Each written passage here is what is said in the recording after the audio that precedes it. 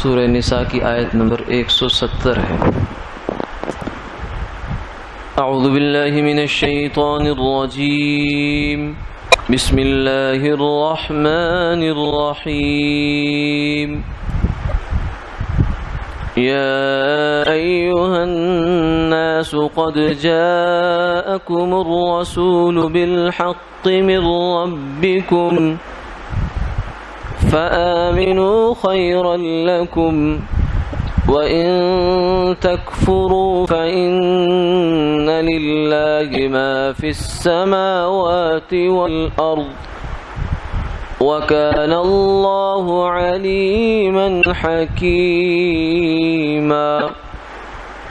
صدق اللہ العظیم۔ اے لوگو، تمہارے پاس رسول آ چکے ہیں، تشریف لا چکے ہیں، ٹھیک بات لے کر تمہارے رب کی جانب سے۔ تم ان کی بات مان لو تاکہ تمہارا بھلا ہو جائے۔ اگر تم نہیں مانو گے تو جو کچھ زمین اور آسمان میں ہے وہ سب اللہ کا ہے، اور اللہ سب کچھ جاننے والے ہیں، حکمت والے ہیں۔ گزشتہ آیات میں یہودیوں کے وحی الہی پر اور بالخصوص سرکار دو عالم صلی اللہ علیہ وسلم کے ذات پر کچھ بیہودہ قسم کی جو مطالبات تھے ان کا تذکرہ چل رہا تھا، اور اس آیت کے بعد آگے نصارہ یعنی عیسائیوں کی کچھ غلطیوں کی اصلاح ہے۔ یہ بیچ میں اللہ تعالیٰ نے ایک آیت یہاں ذکر فرمائی ہے، اس کا جو روئے سخن ہے، جو خطاب ہے، وہ صرف یہودیوں کو بھی نہیں ہے، صرف عیسائیوں کو بھی نہیں ہے، بلکہ قرآن پاک میں یہاں بھی یا ایھا الناس آتا ہے، تو اس سے مراد پوری دنیا کے روئے زمین پر بسنے والے انسان ہوتے ہیں، چاہے وہ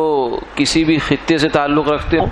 چاہے وہ کسی بھی زمانے سے تعلق رکھتے ہوں، چاہے کسی قوم قبیلے سے، کسی مذہب سے تعلق رکھتے ہوں،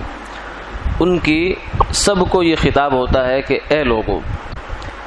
تو اس میں جو بھی مطالبہ کیا جا رہا ہوتا ہے وہ گویا کہ سب کے ذمے ہوتا ہے اللہ کی جانب سے۔ یا ایھا الناس اتقوا ربکم، یا ایھا الناس اعبدوا، یا ایھا الناس انا خلقناکم من ذکر وانثی، اور بے شمار آیات ہیں کہ جن میں اللہ تعالیٰ نے یہ خطاب آیا۔ تو یہاں فرمایا کہ اے لوگو، چاہے وہ یہودی ہیں یا عیسائی ہیں یا بدھ ہیں یا ہندو ہیں یا جو بھی ہیں، قد جاءکم الرسول بالحق من ربکم، تمہارے پاس اللہ کے خاص رسول آ چکے ہیں۔ الرسول جو ہے یہ عربی زبان کے لحاظ سے اس پر الف لام داخل ہے۔ یہ الف لام جو ہے یہ خاص مطلب کے لیے آتا ہے، یعنی کسی خاص شخصیت کے لیے جس کا پہلے سے کچھ تذکرہ اور ذکر چل رہا ہو، کسی کے آنے کی باتیں جہاں چل رہی ہوں وہاں کہا جاتا ہے آ گیا۔ جیسے کچھ لوگ انتظار میں ہوتے ہیں، بسا اوقات بارات کے استقبال کے لیے کھڑے ہوتے ہیں لوگ، تو یہ ہوتا ہے کہ چل پڑے جی، کہاں پہنچے، وہاں پہنچ گئے، آگے آگے آگے، حتیٰ کہ بالآخر جو آخری رپورٹ ہوتی ہے وہ یہ ہوتا ہے کہ آ گئے۔ تو اسی طریقے سے یہاں کچھ قرآن پاک کا انداز ایسا لگتا ہے، اور تاریخی واقعات بھی اور جو شہادات ہیں وہ بھی اس کی تائید کرتی ہیں کہ سرکار دو عالم صلی اللہ علیہ وسلم کے دنیا میں تشریف لانے کی اور آپ کی بعثت کا جو انتظار ہے وہ صرف اہل کتاب کو نہیں تھا،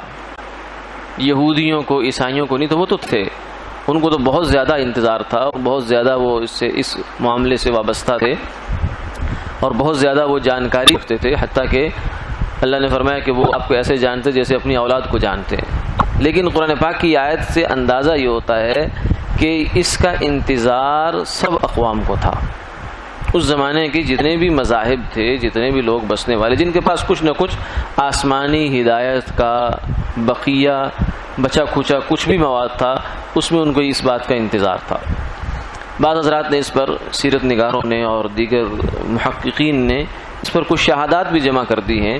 کہ ہندوؤں کے اندر بھی اور باقی مذاہب کے اندر بھی جو ہے ایک تصور رہا ہے کہ ایک آخر میں برگزیدہ بندہ آئے گا، اللہ تعالیٰ کی چنی ہوئی ایسی ہستی تشریف لائیں گی جو اس سارے کچھ کا خلاصہ ہیں، جو سب کچھ کا مبدا اور منتہا ہیں، یعنی سرکار دو عالم صلی اللہ علیہ وسلم ہی کی اوصاف کے ساتھ وہ ایک کسی ہستی کا انتظار کر رہے تھے۔ تو اسی انتظار کے جواب میں اللہ تعالیٰ نے فرمایا یا ایھا الناس قد جاءکم الرسول بالحق من ربکم، جس رسول کے اور جس اللہ کے لاڈلے اور محبوب کے انتظار میں تم نے صدیاں بتا دی ہیں، اور نسلوں کی نسلوں نے ایک دوسرے کو آگے وصیتیں کی ہیں۔ سید سلمان فارسی رضی اللہ تعالیٰ عنہ کی جو اسلام لانے کا قصہ ہے وہ بہت تفصیلی ہے، اس میں جو بات ہے اس وقت ہمارے زیر بحث ہے وہ یہ ہے کہ اس میں ان کو پیچھے سے وصیت چلی آ رہی تھی کہ ایسے ایسے پیغمبر آئیں گے، اگر میری زندگی میں آ گئے تو میں کروں گا، ورنہ بیٹا تم کر لینا، بیٹے نے اگلے بیٹے کو ایسے اس انداز سے یہ وصیتیں چل رہی تھی۔ تو فرمایا کہ جس چیز کا تمہیں انتظار تھا وہ آ گئے، اب جب آ گئے ہیں اور اللہ کی جانب سے حق لے کر آئے ہیں، باطل نہیں لے کر آئے، بلکہ ان کا حق ایسا ہے کہ ان کے حق کے سامنے جو پچھلے ساری شریعتیں تھیں سب منسوخ ہیں۔ یہ علی الاطلاق حق ہے، شریعت مطہرہ، شریعت محمدیہ صلی اللہ علیہ وسلم۔ فآمنوا خیر لکم، فرمایا کہ اب تم ایمان لے آؤ۔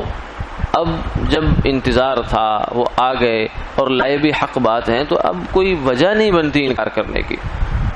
تمہاری خیر اسی میں ہے، تمہاری بھلائی اسی میں ہے کہ تم اللہ کے ان پیغمبروں پر ایمان لے آؤ، آپ صلی اللہ علیہ وسلم پر ایمان لے آؤ۔ لیکن اگر تم ایمان نہیں لاتے تو یہ نہ سمجھنا کہ ہم نے بڑا 30 مار خانی کر لی ہے، بلکہ تم نے اپنے لیے جو ہے وہ گڑھا کھود لیا ہے ناکامی کا۔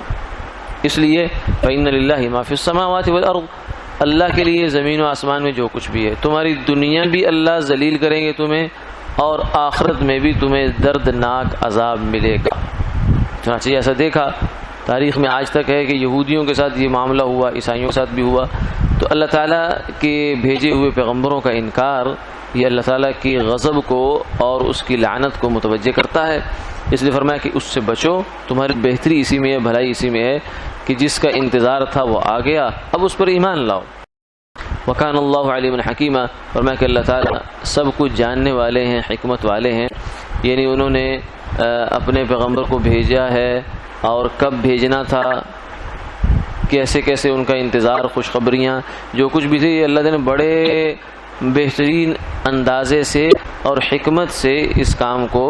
جو ہے رکھا ہے۔ اور پھر دوسری اس میں جو ہے وہ حکمت سے یہ بھی بات سمجھ میں آتی ہے کہ اللہ تعالیٰ ویسے تو حق تو یہ بنتا تھا کہ ایسے انتظار اور ایسے پیغمبر کا انکار کرنے والوں کو فوراً دبوچ لیا جاتا، ان کی جو ہے گردن پکڑ لی جاتی، لیکن اللہ نے ایسا کیا نہیں، کیونکہ یہ بہرحال ایک اس کا حکیمانہ فیصلہ ہے کہ اس نے دنیا کے نظام کو آزمائش کے ساتھ، امتحان کے ساتھ ہی چلانا ہے۔ دنیا میں فیصلے نہیں ہوں گے اس طرح کے معاملات کے، کفر اور اسلام پر جو جزا و سزا ہے وہ دنیا میں نہیں ملے گی، نیکی بدی کی جو اصل میں جزا سزا دنیا میں نہیں ہے، یہ تھوڑے بہت جو ہوتے ہیں کبھی کبھار اس کا نمونے دکھا دیے جاتے ہیں، ورنہ اصل معاملہ دنیا کا ہے ہی نہیں۔ یہ اللہ تعالیٰ نے معاملہ آخرت کا رکھا ہے، یہ اس کی اپنی حکمت ہے، کیونکہ دنیا اس نے دار الامتحان بنائی ہے۔ وآخر دعوانا ان الحمد للہ رب العالمین۔